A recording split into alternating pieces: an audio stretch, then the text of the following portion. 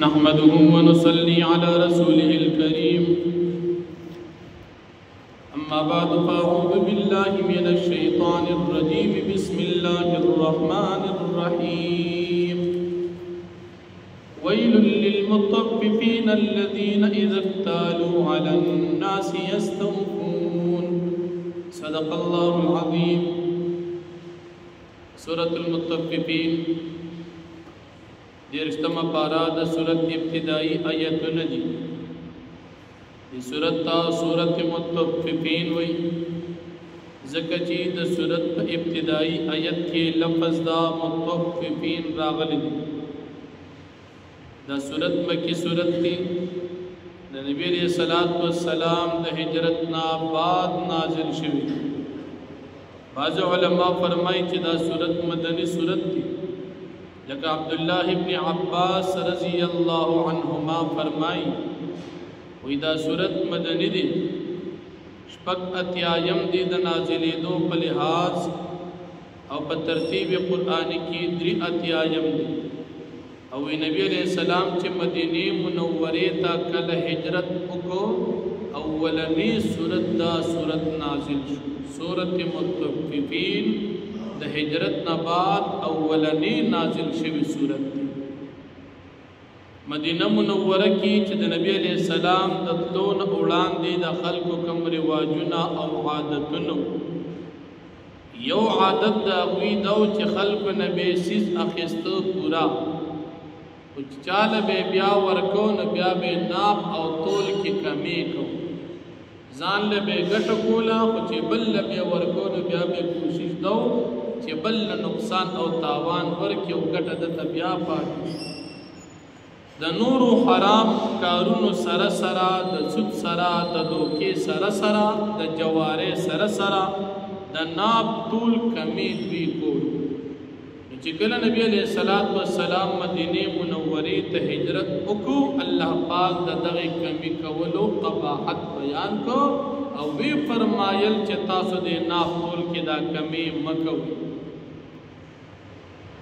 بیا دا ناف طول اغا کمی چه دا نبی علیہ السلام دا دور نا ختم شو تر دا نن دور پوری مدینہ منورہ کے ناف طول کی کمی سوک نکی دا دے اسلام او دا قرآن کریم اغا برکت دے اللہ رب العالمین فرمائی حلاک تیشی اغا کھلک چغی پناب طول کی کمی کی دا حرام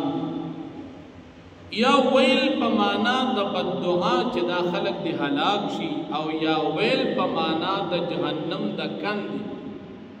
دم رخکت کندا چی سلویخ کالا مزل دی غیتا اغا کند وی دا دغی خلق دا پارا چی سوک پناب طول کی کمی کی حرام دی حرام اللہ پاک دا شعیب علیہ السلام قوم دی جرم باندی حلاک کھڑی اگر چنن زمان مسلمانان دا پخوانو امتونو اگر گناہونا ٹھول پٹول کئی او دا ناب طول دا کمیم زمان مسلمانان کئی دا اللہ یر ورسل نشتا کل اللہ یر ختم شیر انسان گناہ کولی شکوت آسانی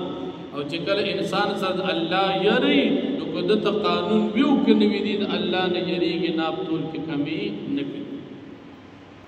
زمان گوستاسو دا یاداش مسئلہ دا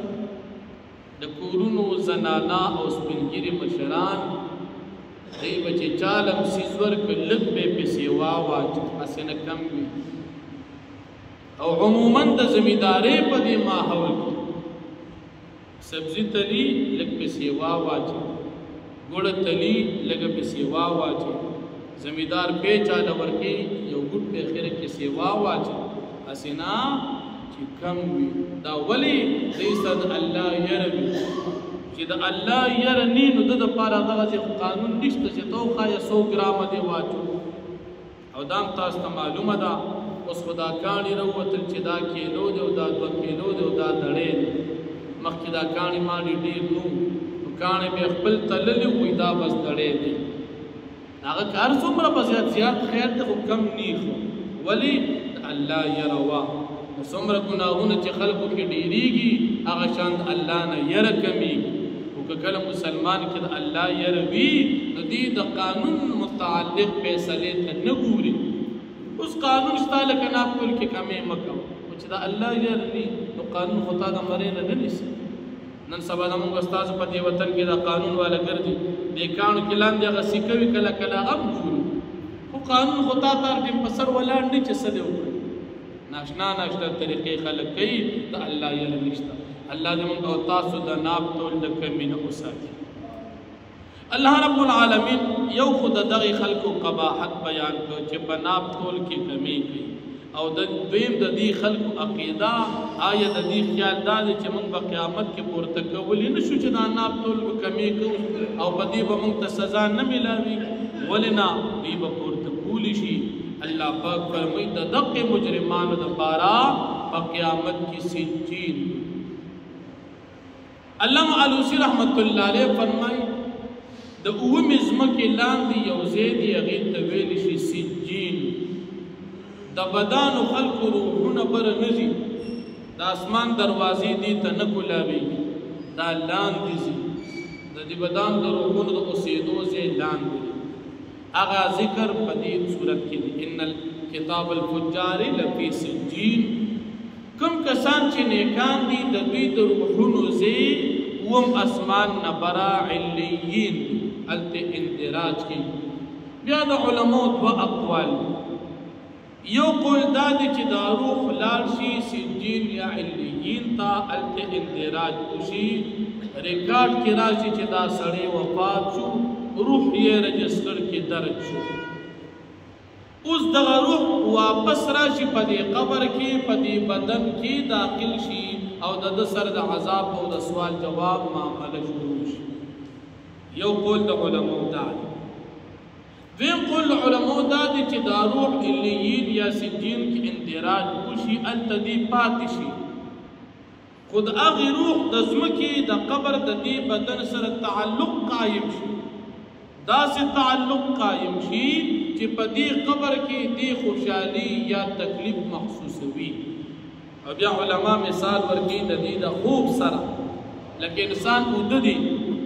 احادیث قرآن کریم کې راځي چې د خوب په وخت کې دا روح د دې بدن نه وځي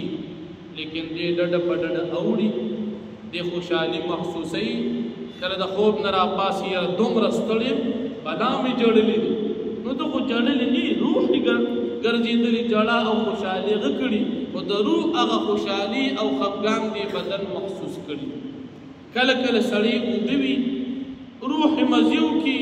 احتلام ورته پېښ شي نو چې راپاسي سړي باندې غسل اوړېدلي دا مزې دي روح کړي دي خو د هغه مزې دي جسم ته راورسېدې په ده باندې غسل واوړېدو. دغه مثال علما بیانوي د وفات نه بعد په قبر کې د تکلیف او د راحت. روح یا مزې کوي قبر کې بدن خوشحاله دي روح یا په تکلیف کې دي په قبر کې ورسره په عذاب او سزا کې هم دي شریک دي. دا د اهل سنت والجماعه اتفاقی عقیده چې دا عذاب او ثواب د قبر دی روح او بدن دواړو ته نو روح یا په دې قبر کې ورسره دي عذاب او ثواب کې شریک یا روح په علیین او سجین کې دي په عذاب او ثواب کې هغه التا او دې دلتا او د دواړو داسې تعلق دي چې تکلیف یا ثواب په هغې باندې حاصلي. د عام انسانانو د پیغمبرانو په قبرونو کې دومره راحت او تعلق وي چې په هغې باندې په قبرونو کې هغوی منځونه هم کوي. لکه نبی علیه الصلاة والسلام فرمایي الانبیاء احیاء فی قبورهم یصلون. پیغمبران ژوندي دي په خپلو قبرونو کې هغوی منځونه کوي. لکه موسی علیه السلام د معراج په شپه نبی علیه السلام وکتو په خپل قبر کې ولاړو سرې ډېرکې سره حدیث د مسلم شریف کې او په ولاړه باندې لمونځ کولو. نو پیغمبرانو د قبر جون هغه اعلی دي او د عام انسانانو د قبرونو جون راحت او تکلیف هغه د هغې په نسبت باندې کم دي. نو د نیکانو ځای علیین او د بدانو ځای دا سجین دي. بیا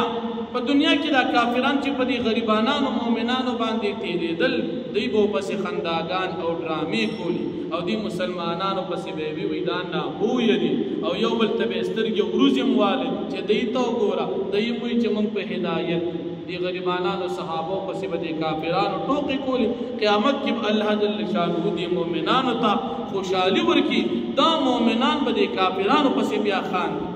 قیامت کې به دا مؤمنان په مزو کې الله جل شانه دې موږ او تاسو ته د دنیا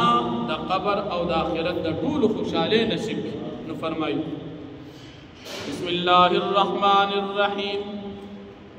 ویل للمطففین هلاکت دی د ناپتول د کمی کوونکو دپاره الذین کسان دي دکتالو علی الناس یستوفون کله چې دی پیمان اخلی د خلکو نه دی پورا اخلی و اذا کالو او وزنوهم یخسرون او هر کله چې دی چاله پیمانه ورکوي یا وزن ورکوي دی پکې کمی کوي الا یظن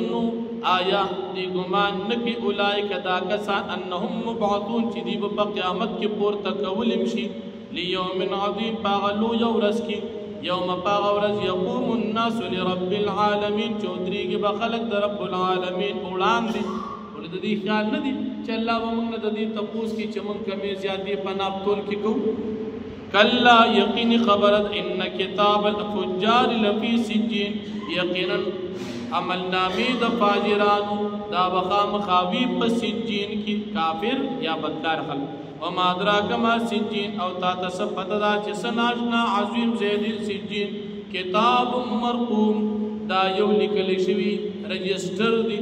ویل یومئذ للمکذبین هلاکت دی په دغه ورځ د تکذیب کوونکو دپاره الذین یکذبون بیوم الدین هغه خلک دي چې دی تکذیب کوي په ورځ د قیامت وما يكذب به الا كل معتد اثیم او تکذیب نکي د قیامت مگر هر زیاته کوونکی مجرم او ګناهګار اذا تتلى علی آیاتنا قال اساطیر الاولین هر کله چې په دې باندې ولستل شي زموږ د قران آیاتنا نو دی د پخوانو خلقو د دروغ قصې دي د قران تکذیب کوي وې دا اسی خبر دي نعوذ بالله کلا هرگز دا سندا بل د دې دا خبره غلطه ده یا کلا یقیني خبره ده بل هرگز دا سندا ران علی قلوبهم ما كانوا یکسبون زنګ لګیدلی د دوی په ځنو باندې دا غس چې دوی بکم لیکل دی په دنیا کې کم کارونه کول یعنی دا پخوانی قصې نه دي یقیني خبره ده د دې په ځنو باندې مهر لګیدلې دي د دې په ځنو باندې ګناهونه د وجه زنګ لګیدلې یک حدیث مبارک کې راځي چې کله انسان یو ګناو کې پزړی او تور داغ ولګي چې دیمو کې بیا تور داغ ولګي دا چې ګناهونه کوي او توبه نو باسي تر دې چې د ازلو تک تور شي او په دې دعوت تبلیغ په دې ملګرو کې فضیل اعمال طالب کې مونږ او تاسو اورو چې د هر چیز د پاره زنګ وي او ضرورت د ګناهونو زنګ لګي د هر چیز د زنګ د لری کېدو خپل آلات وي د زلو د صفای اعلی د الله جل شانه ذکر او ایمان او نیک اعمال دي د زړه باندې هم زنګ لګي قران کریم دی آیت کې ذکر کلا یقینی خبر انهم عن ربهم یومئذ لمحجوبون یقینا دیو په دغه ورځ د قیامت باندې خامخا په پردو کې کړي شي د الله د دیدار نه مؤمنان به د الله دیدار کوي دی به د دیدار نه محروم پاتې شي ثم انهم لصال الجحیم یا یقینا دی به داخلي دن کی جهنم ته ثم يقال هذا الذي كنتم به تكذبون بیا به دوی ته ویل دا قیامت دی چې تاسو دې تکذیب کو کلا یقینی خبر دا ان کتاب الابرار لفی علیین یقینا عمل نامه د نیکانو خامخا وی په علیین کې وما ادراک ما علیون او تا د صفت دا چې علیون سشیر کتاب مرقوم یو کتاب لیکل شوی دی یشهده المقربون چې حاضری کې بدی ته مقرب فرشتي ان الابرار لفی نعیم یقینا نیکان به په نعمتونو کې على الارائك ينظرون فتختن باند بناس يوم التبغوري تعرف في وجوههم نظرة النعيم توبي جنيت دين كانوا بمخن باند تازگي د نعمتونو يسقون من رحيق مختوم دی باند بس کول شي د خالص شراب چاغي باند مهر لګول شي ختام مسك او داغي مهر بعد مشکوي وفي ذلك فليتنافس المتنافسون او په دې نعمتونو کې پکاد چې رغبت کوونکې رغبت حاصل کی